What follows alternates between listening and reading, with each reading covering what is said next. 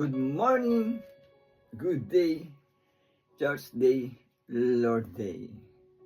I am Brother Cesar Capistrano. Muli na naman po magsishare sa inyo ng Word of God. Ang ating pong topic sa araw na ito, bibig. Ano ito? Sa Biblia, ating pong aalamin yan. Meron tayong isang talata sa araw na ito. Bago ko po basahin ang talata, tayo po'y manalangin muna. Diyos amang nasa langit, makapangyarihan sa lahat, sambahin ang ngalan mo. Diyos Ama, maraming salamat po sa gabay, biyaya na pinagkakalob niyo sa amin sa bawat isa sa amin. Di po kami magsasawang magpasalamat. Sa muli na naman pong pagdilat ng aming mga mata ay napakalaking biyaya po ito para sa amin. Muli na naman po namin magagampanan ang aming tungkulin para sa aming sarili, pamilya, trabaho, at kaawaan niyo po kami. Diyos Ama, kung kami po ay nagkukulang sa inyo. Papasukin niyo po sa amin ang iyong presensya upang sa ganun po'y lubos namin maunawaan, maintindihan ang iyong salita na buhay at makapangyarihan. Sa pangalan ng Panginoong Hesus. Amen. Brother and sister, magandang araw na naman po ng linggo. Ang ating topic, bibig. Ano ba ito? Sa Biblia, talinhaga po ang pagkakasabi sa aral. Kaya po, unawain natin maigi at pakinggan. Akin na pong babasahin ng talata ay nasa Mateo chapter 15 verse 11 to 20.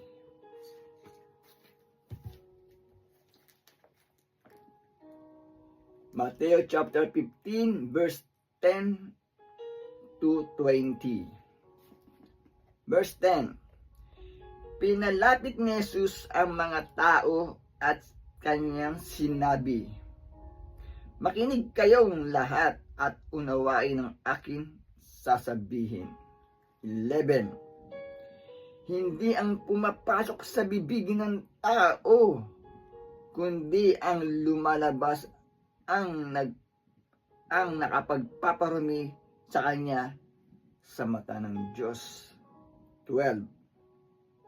Lumapit ang mga alagad at kanilang sinabi, alam ninyo na nagdamdam po ang mga Pariseo sa sinabi ninyo. 13. Sumagot siya, bubunutin ang bawat halamang hindi itinanim ng aking amang nasa langit. 14. Hayaan ninyo sila'y mga bulag na taga-akay. At kapag bulag ang umakay sa bulag, kapwa sila mahuhulog sa hukay. 15. Sinabi sa kanya ni Pedro, ipaliwanag po ninyo sa amin ang talinghaga.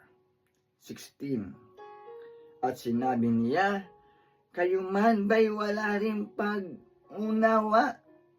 17. Hindi ba ninyo nalalaman na anumang pumapasok sa bibig ay tumutuloy sa tiyan at idinudumi? 18. Ngunit ang lumalabas sa bibig ay nanggagaling sa puso at ito ang nagpaparumi sa tao. 19. Sapagkat sa puso nanggagaling ang masasamang isipan, pagpatay, pangangalunya, pakikiapid, pagnanakaw, pagsaksi sa kasinungalingan, at paninirang puri. 20. Ang mga ito ang nagpaparumi sa tao, ngunit ang kumain ng hindi muna naguhugas ng kamay ay paraang naayon sa minanang turo ay hindi nakapagpaparumi sa tao. Amen, brother and sister. Napakaganda po ng ating nabasa mula sa Biblia. na aral ng ating Panginoong Hesukristo na naibahagi ng ating Apostol Mateo. Pinagtitibay po sa nabasa natin sa talata, ang nagpaparumi sa tao ay ang yung lumalabas sa kanyang bibig na nanggagaling sa kanyang puso. Brother and sister,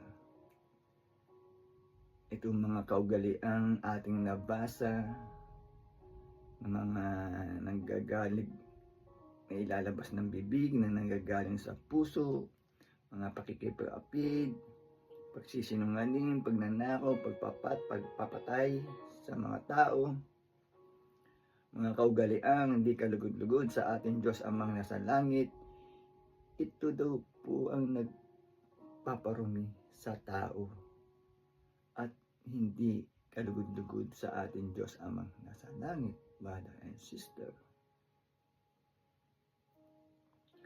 Sapagkat ang ating daw mga kinakain ay atin naman daw po idinudumi, brother and sister. Kaya ang nagpaparami sa isang tao na ating nabasa mula sa Biblia ay yung lumalabas sa bibig at nanggagaling sa puso, brother and sister. Ayan po ang pinagtitibay sa nabasa natin mula sa Biblia. Kaya po sana ating iwasan ang mga gawain o mga kaugaliang hindi kalugod-lugod sa ating Diyos Amang nasa langit, upang sa ganon matuwa sa atin ang ating Panginoon Jesucristo, dahil sinusunod po natin ang kanyang mga aral, brother and sister. At ang pinakamahalaga ay makasama tayo sa kaharian ng ating Diyos Amang nasa langit.